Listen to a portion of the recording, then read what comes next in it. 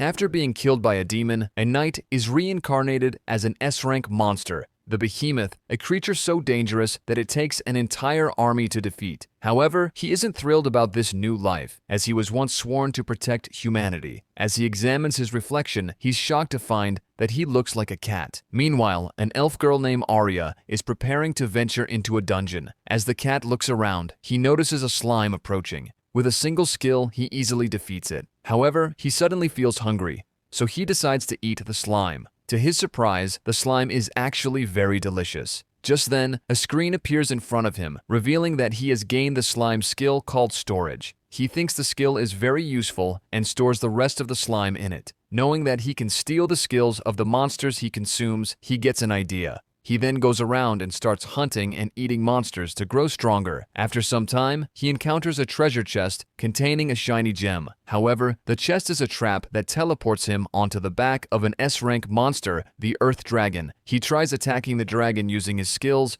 but its skin is too tough. When the dragon retaliates, he uses his iron body skill to block the attack, but he still takes damage. Impressed by his survival, the dragon lowers its guard as it tries to eat him. Taking advantage of the opportunity, he strikes the dragon's eye and manages to escape. Too bad for him, the damage he took from the dragon was too severe. As he lay down, thinking he was going to die, Arya saw him and decided to take him back to her home to treat his wounds. Several days have passed, and he is fully recovered. Since Arya saved his life, he vows to protect her for as long as he lives. When Arya heads back to the dungeon to complete another quest, he decides to secretly follow her, hoping nothing bad happens to her. While in the dungeon, she encounters 3 goblins. Unfazed, she activates her acceleration skill, moving at incredible speed and quickly dispatching all of them. This impresses the cat. Suddenly, another goblin appears and surprises her with a fireball. Luckily, the cat rushes in and pushes her out of the way. Not wanting to reveal his true identity, he avoids using his skills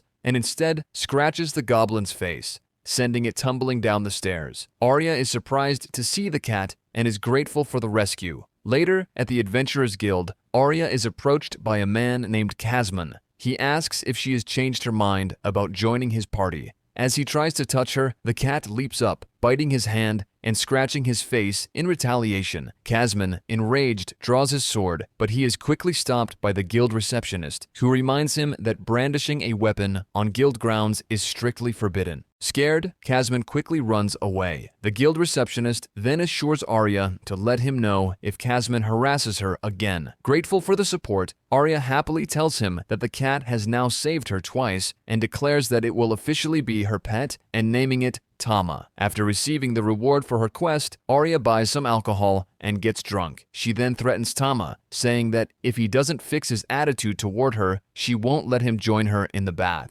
Hearing this, Tama immediately starts behaving and obediently listens to everything she says. While bathing, Arya tells Tama about her dream of becoming as strong as the person who once saved her life. She reveals that years ago, her hometown was attacked by demons. Just when all seemed lost, the legendary Sword Saint appeared and defeated all the demons. This event left a lasting impression on Arya, making her admire the Sword Saint and strive to become strong enough to protect others just as she was protected. The next day, Arya and Tama return to the Adventurers Guild to look for a new quest. While there, they encounter Kazman again. This time, he arrives with written orders from a baron, declaring that the cat who injured him previously must be put down. The announcement shocks everyone. Noticing Arya's deep affection for Tama, Kazman smirks and proposes a deal. If she doesn't want Tama to be harmed, they can settle the matter with a duel. If she wins, Tama will go free, but if she loses, she must agree to become his wife. Left with no other option, Arya reluctantly agrees. As the duel is about to begin, Kazman announces to the crowd that there's a significant gap in rank between him and Arya. To avoid tarnishing his reputation as a coward, he declares that Arya can have outside assistance. However, no one dares to step forward to oppose Kazman.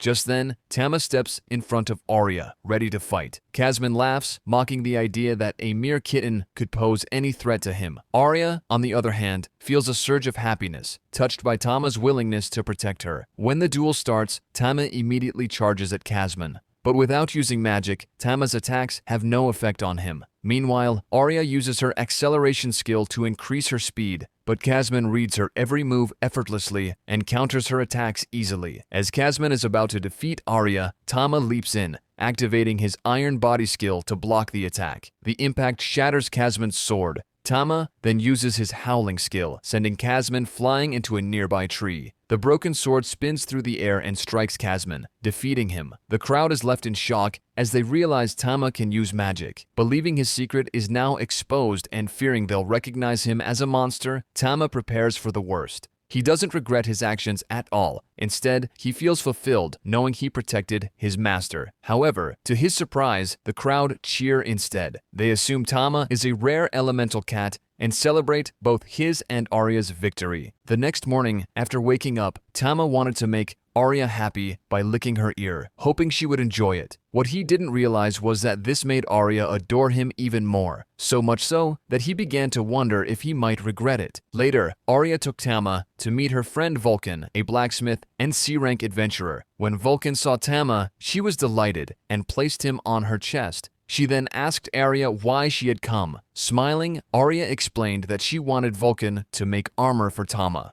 Excited by the idea, Vulcan immediately began measuring him. A few days later, the armor was finished, and Arya was thrilled with the result. She then asked Vulcan if she could make her sword lighter, explaining that she just couldn't seem to get the hang of using it. Vulcan, however, said that making it lighter would make the blade too fragile. Instead, she suggested they go to a dungeon together, where she could watch Arya in action and come up with a better solution. In the dungeon, Tama and Arya are both amazed by Vulcan's strength as she effortlessly defeats all the goblins in her path. Shortly after, an orc appears, and Vulcan tells Arya that it's her turn to handle it. Arya uses her usual acceleration skill to fight the orc, but her movements are too predictable. As the monster strikes back, Tama jumps in to block the attack, creating an opening for Arya to finish it off. Despite her victory, Arya feels unsatisfied with the outcome. Vulcan approaches her and tells her that she knows why her moves are so easy to read. She then leads Arya to the next floor to face a group of monsters called Roper. Tama thinks it's a bad idea and imagines Arya getting caught by the creature. Suddenly, Arya charges at the monster as she usually does, but this time it's too fast for her to even get close. As the battle progresses, one of her swords is knocked out of her hand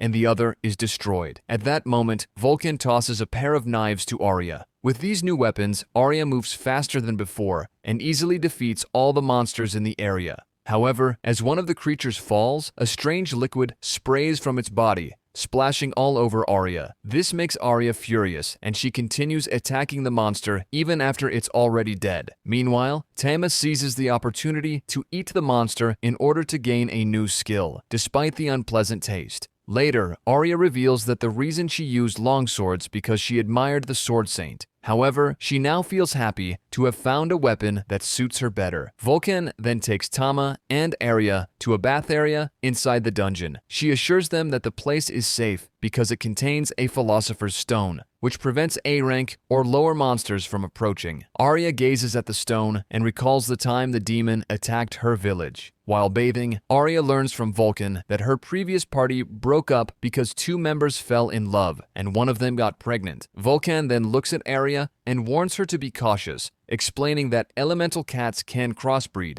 and who knows what Tama might do to her when he grows bigger and is in heat. However, this doesn't scare Arya at all. Instead, it makes her happy. As they venture deeper, they encounter a minotaur. However, Arya has no trouble fighting it. She easily dodges all of its attacks, but her own strikes don't do much damage either. During the fight, the Minotaur swings its weapon around wildly, causing part of the roof above Vulcan to start collapsing. Just as the debris is about to hit her, Tama jumps in front of her and destroys it. This makes Vulcan blush. At the same time, Arya manages to stab the Minotaur in the chest, killing it. Later, at the Adventurers Guild, the receptionist is surprised and thrilled to learn that Arya has grown stronger and can now defeat a Minotaur on her own. After collecting their reward for the quest, Arya, Tama, and Vulcan celebrate together. During this, Vulcan tells Arya that she wants to form a party with her and Tama. Hearing this makes Arya very happy, and she eagerly agrees. Later that night, Tama was crushed by 4 melons.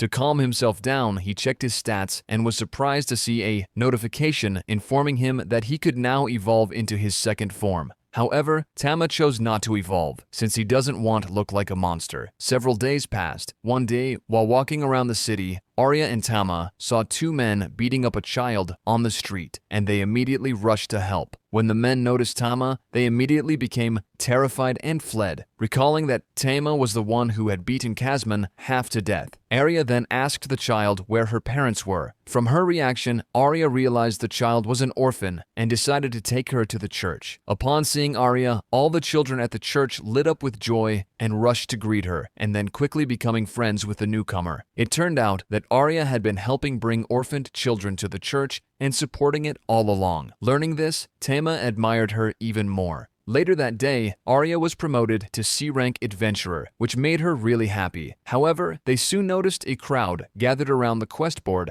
and asked the guild receptionist what was going on. He explained that the number of missing people had been increasing in the nearby town of Reynold, and demons were believed to be behind it. From children to adults, no one was safe. None of the missing had returned. Hearing this, Arya became angry and was determined to help. Just then, a man named Cedric came in and introduced himself as one of the aforementioned company. Apparently, he was very famous. Years ago, the Devil's Twilight fell upon this world, and a war was fought between man and demon known as Ragnarok. In the end, mankind won at the hands of a young boy now called the Grand Mage. Among the heroes who earned glory on that battlefield was Cedric. Cedric gladly accepts Arya and Vulcan's help. Arya then asks if their group is too small to face the threat of demons. Before he can answer, the guild receptionist reassures her, explaining that Cedric is more than capable. The next day, Tama notices that Arya is getting nervous, so he tries to calm her down. Arya feels grateful for this and gives him a kiss as a reward. On the way, Arya and Vulcan make new friends named Danny, Howard, Kenny, and Marietta. When Arya introduces Tama to them, they find him adorable and fight over him. Just then, a group of ogres appears, blocking their road. Danny steps out of the carriage alone and swiftly kills all the ogres. After arriving at the village chief greets them himself and explains the situation to them. Apparently, he sent a team to handle the demons in the ruins, but they haven't returned. And last night, another young girl went missing. The chief thinks they are the village's only hope now to save them. But noticing that they all seem tired, the chief tells them to rest for now, as he has already prepared food for them. While dining, Arya asks them why they decided to become knights. She learns that Kenny's goal is to earn money for her sick sister's medicine, and Marietta is saving to free her father from slavery. As for Danny and Howard, they are working to pay off their debts. Everyone has a clear motivation except Cedric, who joined the Knights simply because he enjoys killing and has nothing better to do. Later, Arya takes Tama to the girls' bath. While they are undressing in front of him, Vulcan suddenly feels embarrassed and doesn't want Tama to see. Tama, on the other hand, keeps telling himself to stay calm as he looks at their naked bodies. While bathing, the girls begin playfully comparing their big personalities. Meanwhile, at the man bath, Danny and Howard overheard them and want to take a peek, only to get knocked off by Tama. The next day, they go to the ruins searching for demons and encounter a large number of monsters. However, they don't have a hard time defeating them at all. As the monsters keep coming, Tama tries his new skill and kills all of them, impressing everyone and making Arya love him even more. Elsewhere, a demon spies on them and is surprised to see how strong Tama is, considering elemental cats are usually weak and not capable of such power. As they go deeper, the demon comes to greet them and introduces himself as Beryl Astaroth, a surviving remnant of the demons humans once wiped out. He then commands all of his trolls to attack them. As the battle is about to begin, he creates a wall of magic to separate them into groups: Arya and Vulcan, Tama, Danny, Howard, Keeney, and Marietta. As the trolls approach, Tama uses his skill to cut off one of the troll's arms, but it does nothing as the troll can regenerate its arm instantly. Feeling hopeless, Tama keeps running, trying to think of a way to defeat them. Meanwhile, Cedric is having the time of his life, killing the trolls in his path.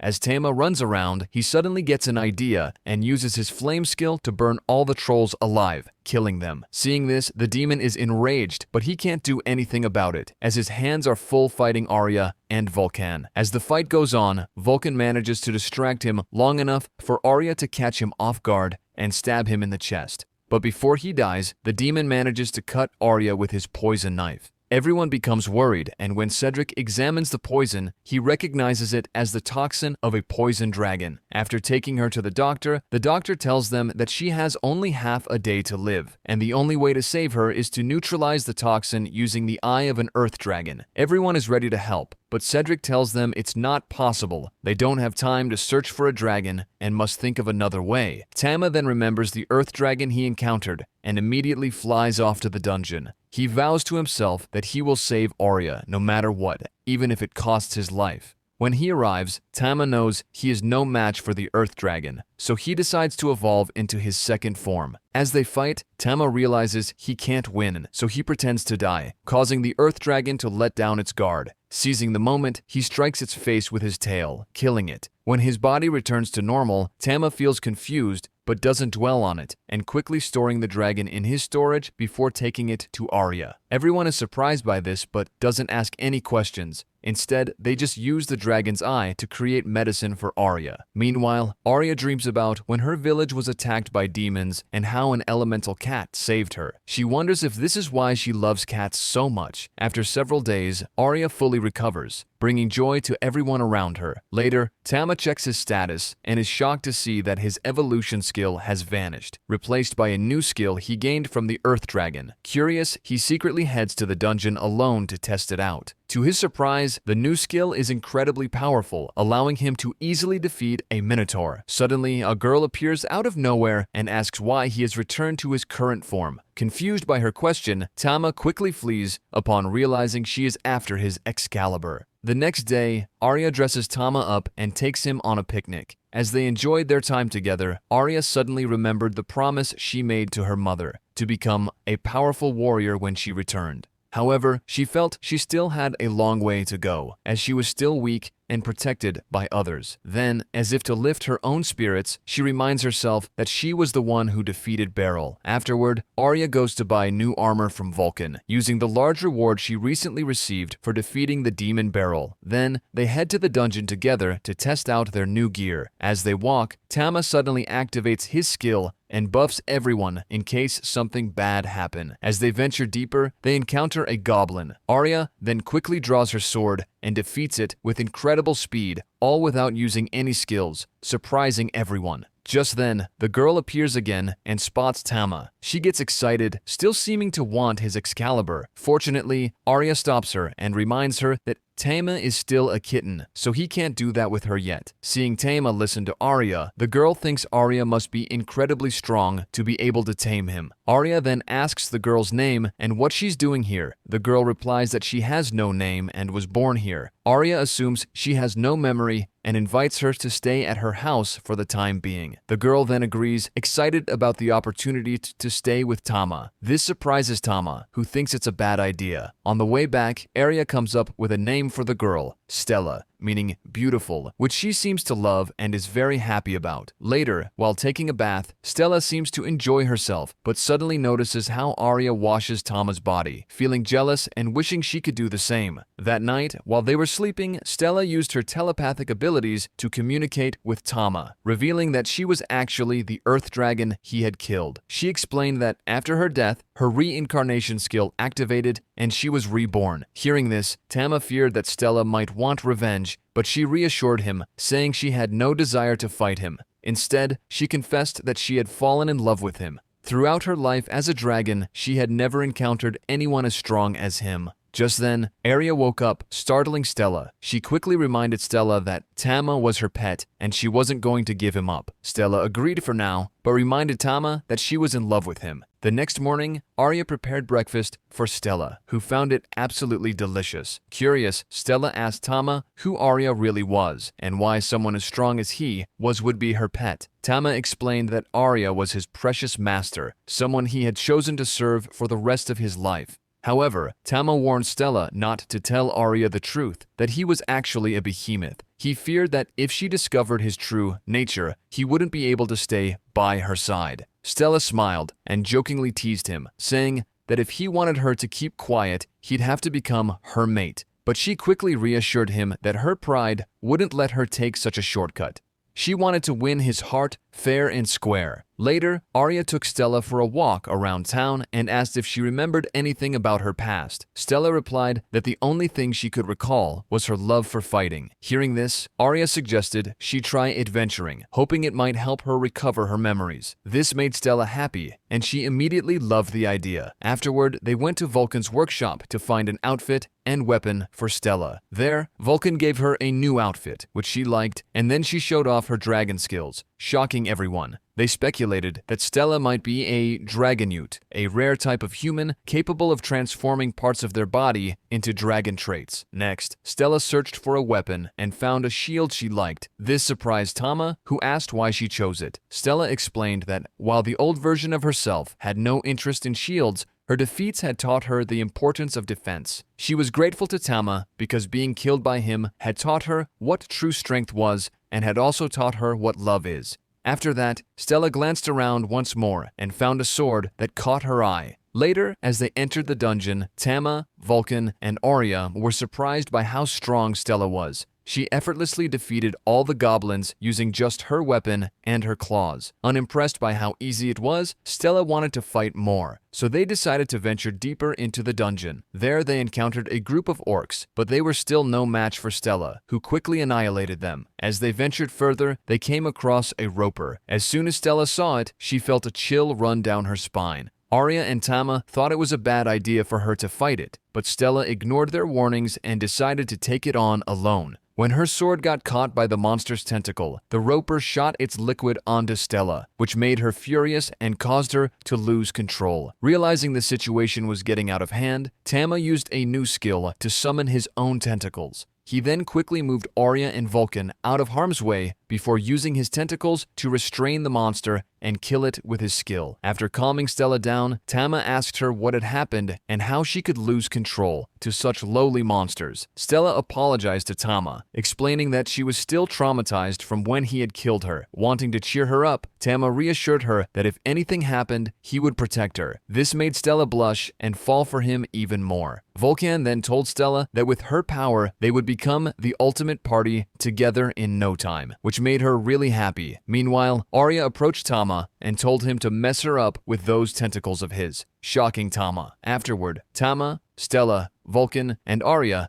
began strategizing their party formation. They decided to position Stella at the front as the attacker, while Tama, Vulcan, and Arya provided support from behind. Initially, their strategy worked well, but soon Stella started charging after monsters on her own, leaving the rest of the group behind. Reacting quickly, Tama used his skill to buff both Arya and Vulcan, allowing them to swiftly defeat the monsters and catch up to Stella. Later, they took Stella to a bathing area within the dungeon. While they were enjoying the bath, Stella noticed how playfully Arya interacted with Tama, which made her jealous. She then demanded that Arya let her hold Tama instead. Stella argued that since she had seen Arya fight and realized she was weaker, she believed she was the most suitable companion for him. Arya, angered by Stella's claim, refused to give up Tama, and the two began to fight. Meanwhile, poor Tama found himself squished between them as their argument escalated. Suddenly, Vulcan appeared and suggested a compromise that they could all share Tama, with Arya as his wife and herself, and Stella as his second wives.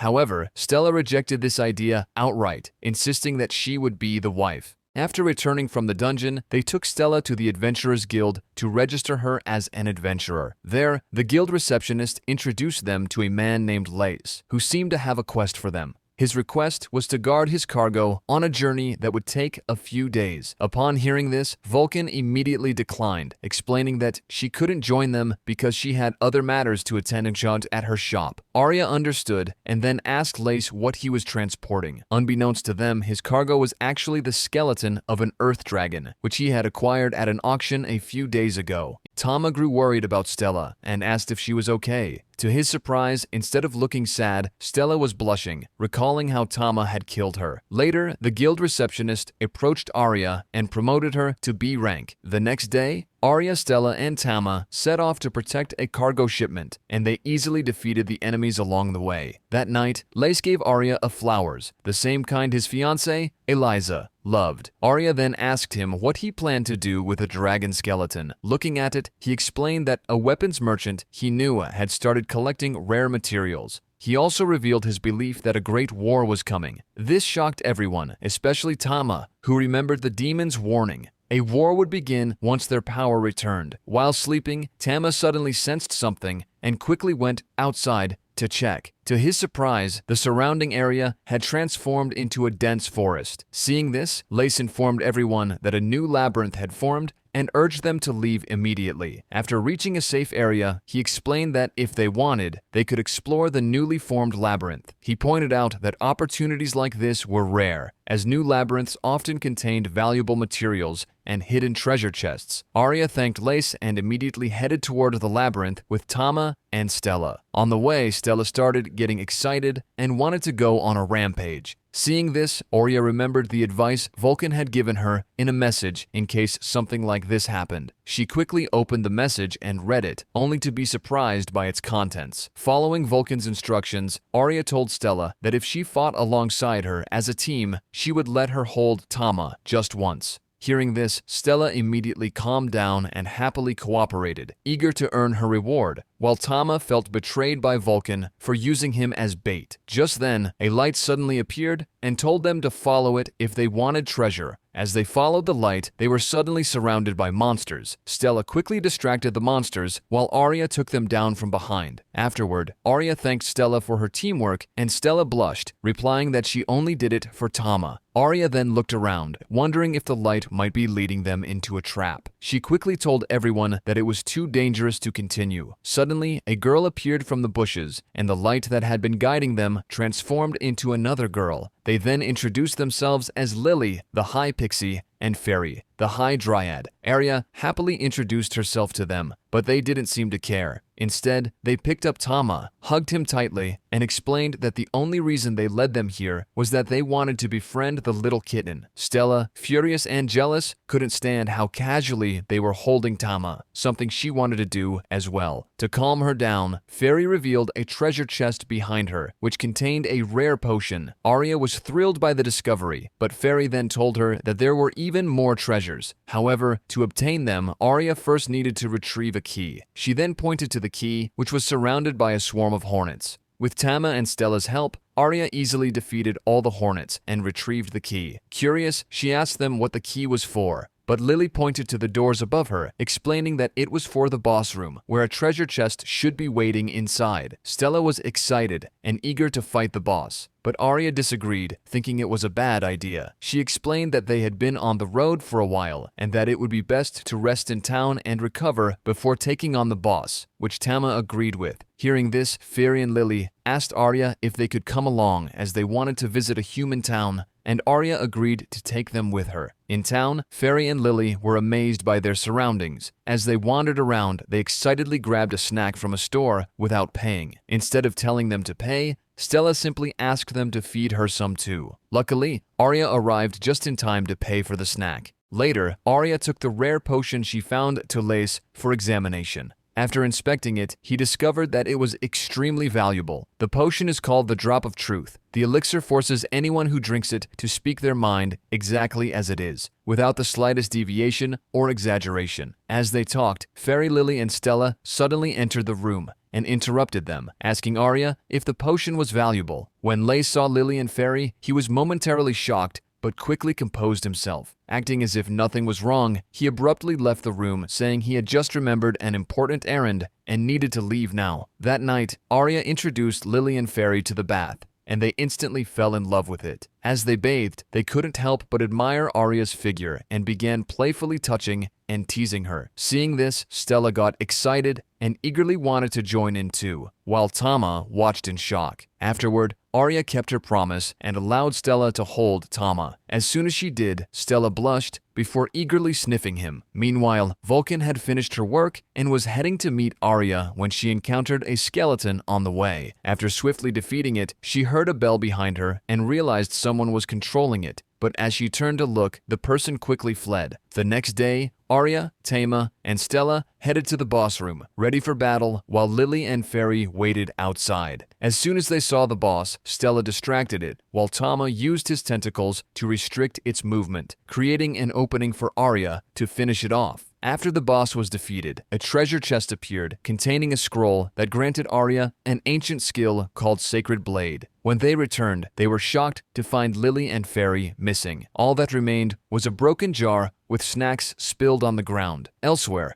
Lace held a bell in his hand, gazing at his fiancée as he murmured, "It won't be long." They search everywhere for Lily and Fairy, but it's no use. That night, when they return to the inn, they are surprised to find Vulcan waiting for them. After hearing their story, Vulcan suggests asking around at the tavern. Just then, a butler arrives and announces that Lord Earl wishes to meet Arya, Vulcan, and Stella. He makes the request while looking at their big personalities. Stella immediately refuses, which confuses the butler. He then reminds her that refusing the Earl's command is a crime. However, Vulcan cheerfully assures him that they will gladly go. Meanwhile, the nearby girls exchange worried glances, concerned for Arya, Vulcan, and Stella. On the way, Vulcan tells everyone that she thinks Lily and Fairy might have been kidnapped by the Lord, as he has a reputation for abducting girls. At the mansion, the Lord greets them with a smile and immediately asks them to become his mistresses before insisting that they drink the tea in front of them. Tama notices something is wrong with the tea and quickly uses his skill to buff everyone. After they drink it, the Lord is surprised to see them still awake. Frustrated, his butler plans to add a stronger dose next time. Suddenly, Stella slams her hand on the table. Tired of pretending to be polite, she demands to know where Lily and Fairy are. Startled, the Lord panics and orders his servants to lock Stella,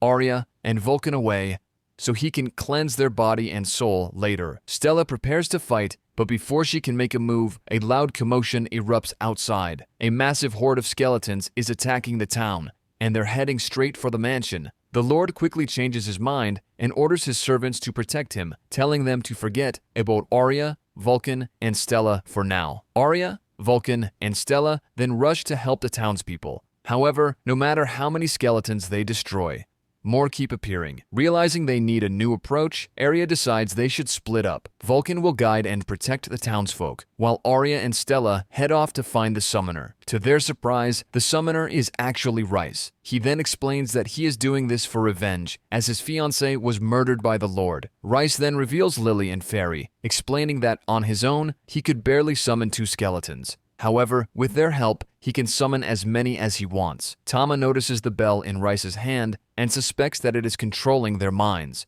Just then, Rhys uses his mana drain arrow, drawing out Lily and Fairy's mana to summon a massive earth dragon skeleton, leaving everyone in shock. Meanwhile, the Lord and his servants climb to the top of the mansion, desperately trying to survive. Tama and Stella do their best to attack the skeletal dragon, but no matter what they do, it keeps regenerating. Seeing this, Arya uses her Sacred Blade skill, finally managing to damage the dragon. However, the skill takes a heavy toll on her body, and she knows she can't keep using it. With Arya unable to continue, Tama and Stella keep attacking to distract the dragon. Seizing the opportunity, they successfully rescue Lily and Fairy using Tama's tentacles. After that, Stella goes all out, unleashing her full power to destroy the dragon. This creates an opening for Arya to land the final blow, successfully destroying it. However, Rhys refuses to give up and tries to use his bell again. Just then, one of the skeletons steps forward and stops him. To his shock, the skeleton transforms into his fiancée and pleads with him to stop. Overcome with emotion, Rhys finally gives in and surrenders. Meanwhile, elsewhere in the town, Vulcan does her best to protect the townspeople from the skeletons,